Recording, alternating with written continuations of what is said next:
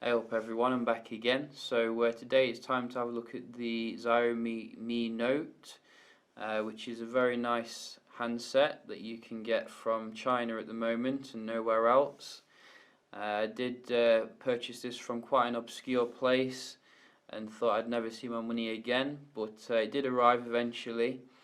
And I have to say I've been completely blown away with the build quality as well as the software on this device. It's like unlike anything I've actually seen before on an Android device.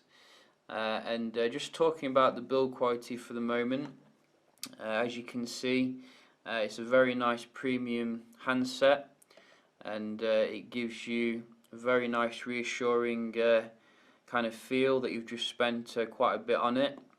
Although it's not like a flagship price, it's quite affordable when you consider you can get these for about 300 to 400 depending on the place. But as you can see, we have a curve here on the back, which is on both sides, and it makes it nestle quite nice in the hand. I'd say that the overall kind of form factor is quite similar to the iPhone 6 Plus, so if you're familiar with that, you'll be quite familiar with the kind of heft of the Xiaomi. I do think that the Xiaomi is a little bit bigger though, as you can see, so you might struggle to get your thumb quite the way up the screen with one hand. This is definitely a two-hand device. It does feel a little bit thinner though than the iPhone, and I do like this iPhone 5S kind of chamfering on the edge. It does look very nice indeed. And we have a 13 megapixel camera with a dual LED flash on the back, and a headphone jack at the top, as well as a USB charging port in quite a strange place that is. Would like it in the middle usually, but we do have the speaker grills here, so expecting some good sound out of that. I do like the way that they've kept the branding very minimalistic. As you can see, it just says "me" there, and if you're out in public with one of these, people are going to be like, wow, what's that? I've never seen anything like that before. It looks a lot better than like the Nexus 6 and its horrible branding. I do think this is quite slippery though, so you might need a case for it in case you drop it. And in terms of the display, this isn't the Xiaomi Mi Note Pro, so it's just a full HD display. But it's one of the best displays I'd say that I've ever seen in terms of full HD. It looks absolutely fantastic from every angle, and as you can see, when you get some extreme angles, the colour holds very well. And I've been very impressed with the daylight viewability of the device as well, taking it out and about.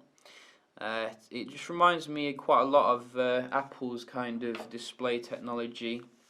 In fact, the whole device reminds me of the iPhone, if I'm to be honest. But I think these comparisons are very valid, really. When you look at the display, it looks virtually the same in terms of the quality of it. And both of them obviously a full HD panel, and both are very pleasing on the eyes.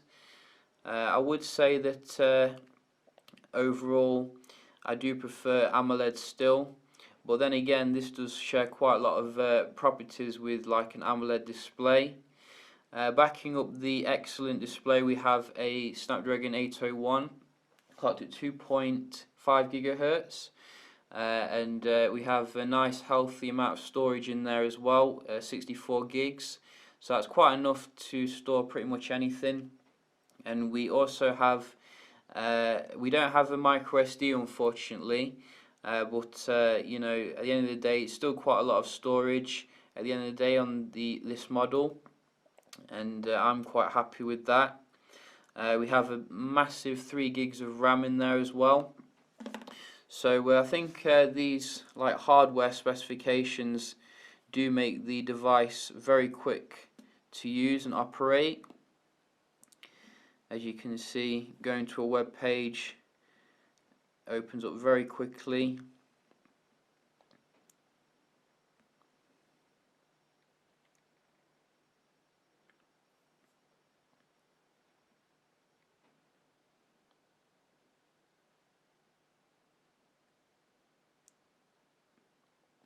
coming out of the this web page and open up something else is a doddle.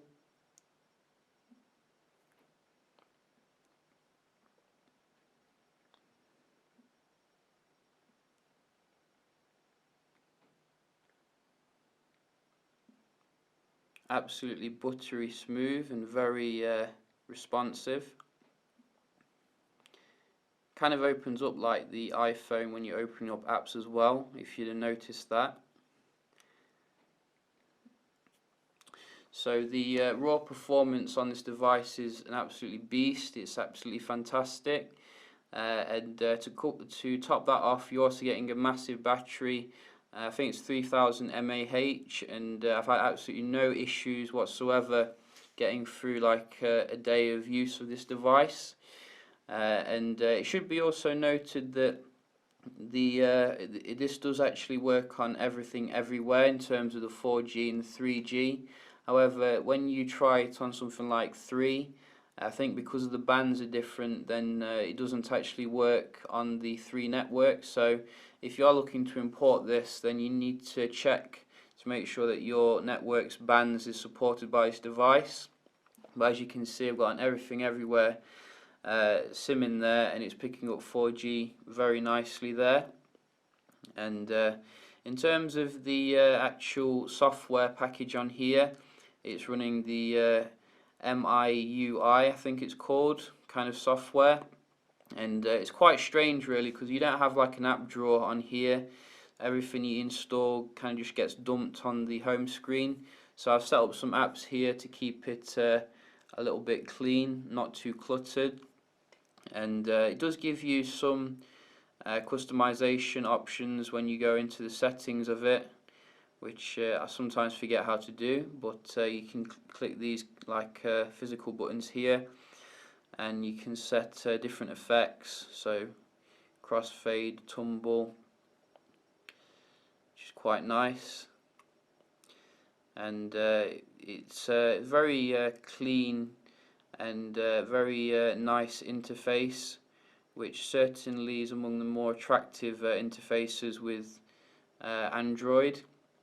If you pull this down, you can see kind of similar to iOS there on the theme and the settings as well.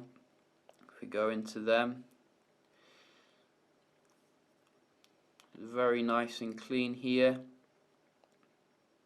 Quite a lot of settings that you can go through, and the camera app is also quite nice and attractive.